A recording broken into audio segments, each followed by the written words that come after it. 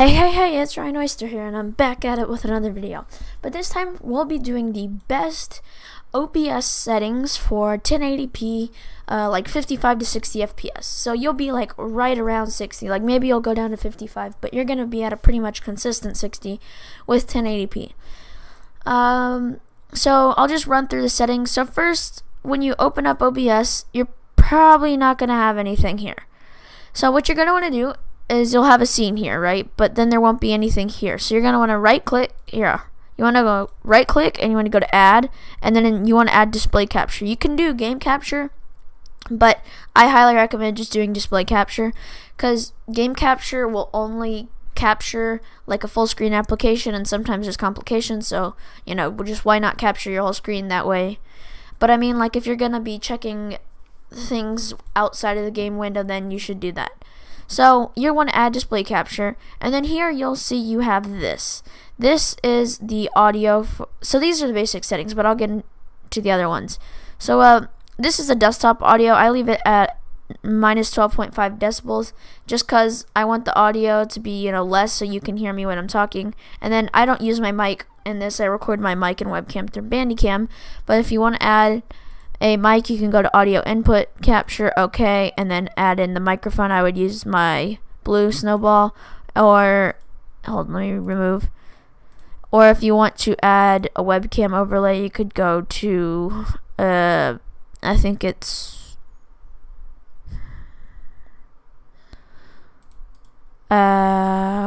which one is it? Video capture device, and then you would select a device from there. Alright, so to the most important, you want to go to settings. Yours might not be black, yours might be white, but you can change that in the general here. Theme, I like dark because it's a little easier on the eyes. And then you want automatically check for updates. I'm on English. For source alignment, I always have enable, and then 10. Enable source to edge of screen, enable sources to other screen, and then system tray enable. So this doesn't really matter as much. And this is stream if you want to stream. I normally stream on Twitch. I don't know why that was there. And let me change this back to Dallas, Texas. There we go. So yeah, but we're going to mainly want to be on output. This is like the most important tab. So first off, you're going to go to recording. And recording, this is all your settings. So first off, on type, I normally use standard. My recording path is this here. You can click browse and choose. I do not have this checked. Do not check generate file name without space unless you want that. I don't really record in FLV. I prefer MP4 just because it's the most, I'd say, compatible with things. Audio track, you just leave it at 1. That's the default, unless you want to be recording your audio to multiple tracks, but I don't have a need for that since I'm not recording my microphone through it. So then on encoder, this is what you want. So if you have a better CPU than you do a GPU, you want it on times 264. If you have a better GPU than you do a CPU, you want it on NVENC H264. And then if you have a this is for NVIDIA graphics card. If you have a AMD graphics card, there should be another option. So rescale output, I don't really use that.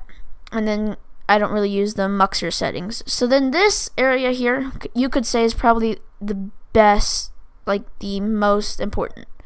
So for my PC, I have an i5-6600, 16 gigs of RAM, and 1050 Ti.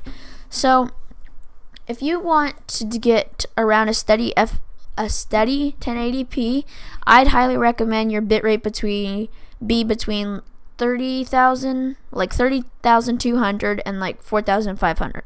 So I set, no, not 4,000, 32,000 up to 45,000. I mean, you can go higher if you want it, but I always use it at 40,000. So if you have a pretty good PC, like let's say 8 gigabytes RAM, a GTX 970, and a i5 6500, then you could run it at like 3,900 or 3,800. You'd be good. And then for rate control, I leave it on CBR. That stands for constant bit rate.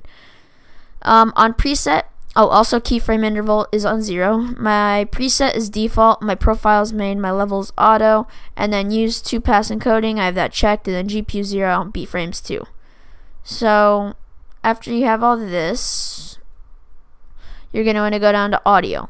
Okay, for audio, you're going to want channels to be on stereo.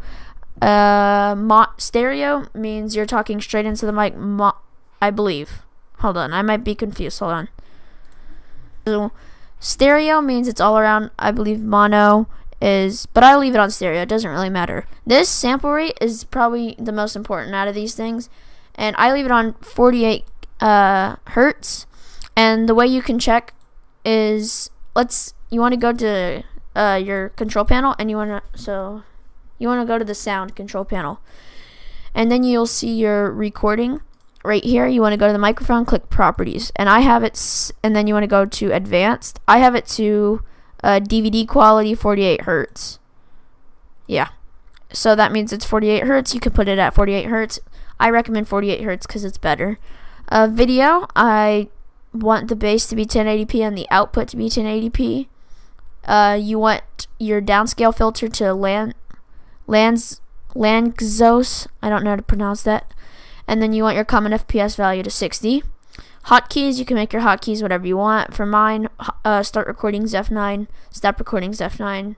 And then advanced process priority, I put it at above normal. Render is, I use that rendering. And then the rest of this I wouldn't really mess with. So yeah, that was the best settings I'd say for OBS. If you have a fairly decent computer, you're looking for a 1080p 60 FPS recording. Right now I'm recording with Action, that way I didn't mess up any settings. So yeah, that has been my short and quick tutorial. But thank you guys so much for watching this video. Please like, subscribe, and have a great day.